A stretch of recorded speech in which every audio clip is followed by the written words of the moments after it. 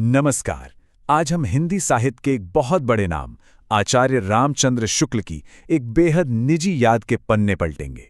ये सिर्फ एक कहानी नहीं बल्कि इस बात की पड़ताल है कि कैसे एक 8 साल के लड़के के मन पर पड़ी एक छोटी सी झलक ने हिंदी साहित्य का भविष्य ही बदल दिया। जरा सोचिए, एक छोटा सा शहर है जहां एक लड़का महीनों से एक मशहूर कवि की बस एक झलक पाने के लिए बेचैन है, और जब वो झलक मिलती भी है तो बस एक पल के लिए। बेलों की जाली के बीच से एक रहस्यमय सी शक्ल दिखती है और फिर गायब हो जाती है। तो सवाल यही है कि आखिर ये लड़का कौन था और वो कौन सी शख्सियत थी जिसने उसके मन पर इतनी गहरी छाप छोड़ी। ये कहानी सिर्फ एक याद नहीं है, ये एक पहचान की खोज की कहानी है, एक ऐसे लड़के की जो आगे चलकर खुद साहित्य का इतिहास लिखने वाला था। तो वो लड़का कोई और नहीं बल्कि भविष्य के महान आलोचक रामचंद्र शुक्ल थे, और वो रहस्यमयी शख्सियत थे उस जमाने के मशहूर कवि उपाध्याय बद्री नारायण चौधरी, जिन्हें दुनिया प्रेमघन के नाम से जानती थी। तो ये कहानी शुरू होती है मिर्जापुर से। शुक्ल जी के लिए ये शहर सिर्फ एक नया घर नहीं था, बल्कि ये उनके हीरो भारतेंदु जी की दुनिया का एक दरवाज़ा था। उन्हें पता चला कि भारतेंदु के करीबी दोस्त प्रेमघन यहीं रहते हैं, और बस यहीं से उस एक झलक की तलाश शुरू हो गई। पर सवाल यह है कि साहित्य के लिए ये दीवानगी, ये जुनून आखिर आया कहाँ से? दरअसल शुक्ल जी का बचपन एक ऐसे माहौल में बीता जहां साहित्य हवा में ही घुला हुआ था। देखिए, इसकी जड़ें उनके घर में ही थीं। उनके पिता पारसी और पुरानी हिंदी कविता के बड़े शौकीन थे। वो रात में पूरे परिवार को रामचरितमानस और रामचंद्रिका सुनाते थे। खास तौर पर भारतेंदु के नाटक तो शुक्ल जी को बहुत पसंद थे। लेकिन मजे की बात यह है कि उनके पिता को डर लगने लगा कि कहीं लड़के का मन पढ़ाई से न हट जाए, तो उन्होंने किताबें छिपानी शुरू कर दी। पर जुनून भला कहाँ रुकता है। शुक्ल जी ने अपना रास्ता ढूंढ लिया पंडित केदारनाथ पाठक जी की लाइब्रेरी में, जहां उन्होंने छिप छिप कर अपनी एक अलग ही दुनिया बसा ली। लेकिन ये जो अकेले पढ़ने का सफर था ना, ये जल्द ही एक साझा पहचान में बदल गया, जब उन्हें अपने जैसे ही और भी जुनूनी साथी मिल गए। हुआ ये कि 16 साल की उम्र तक आते आते शुक्ल जी को हिंदी से प्यार करने वालों की एक अच्छी खासी मंडली मिल गई।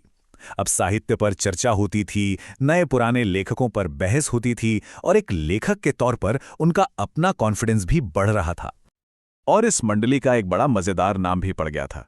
ये लोग अपनी बातचीत में निस्संदेह शब्द का इतना इस्तेमाल करते थे कि कचहरी के वकील और अफसर, जो ज्यादातर उर्दू बोलते थे, वो उन्हें मजाक में निस्संदेह लोग बुलाने लगे। यह एक तरह से उनकी पहचान ही बन गई। चलिए अब वापस उस शख्सियत की ओर लौटते हैं जो इस युवा मंडली के लिए एक आकर्षण का केंद्र थे, प्रेमघन।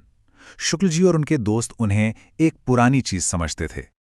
अब पुरानी चीज का मतलब कोई बेइज्जती नहीं थी, बल्कि इसमें प्यार और जिज्ञासा का एक बड़ा गजब का मेल था। प्रेमघन जी एक खासे हिंदुस्तानी रईस थे। कंधों तक लटकते बाल, हर बात में एक तबीयतदारी, और पीछे पीछे पान की तश्तरी लिए एक लड़का। वो गुजरे हुए जमाने की एक जीती जागती बड़ी दिलचस्प निशानी लगते थे। उनकी हाजिर जवाबी और बात करने का जो अंदाज था ना, वो एकदम निराला था। जैसे एक बार एक नौकर के हाथ से गिलास गिरकर टूट गया तो उन्होंने बस इतना कहा, कारे बचा तो नहीं, मतलब अरे बचाया नहीं, देखिए क्या कमाल का तंज है। एक और किस्सा सुनिए।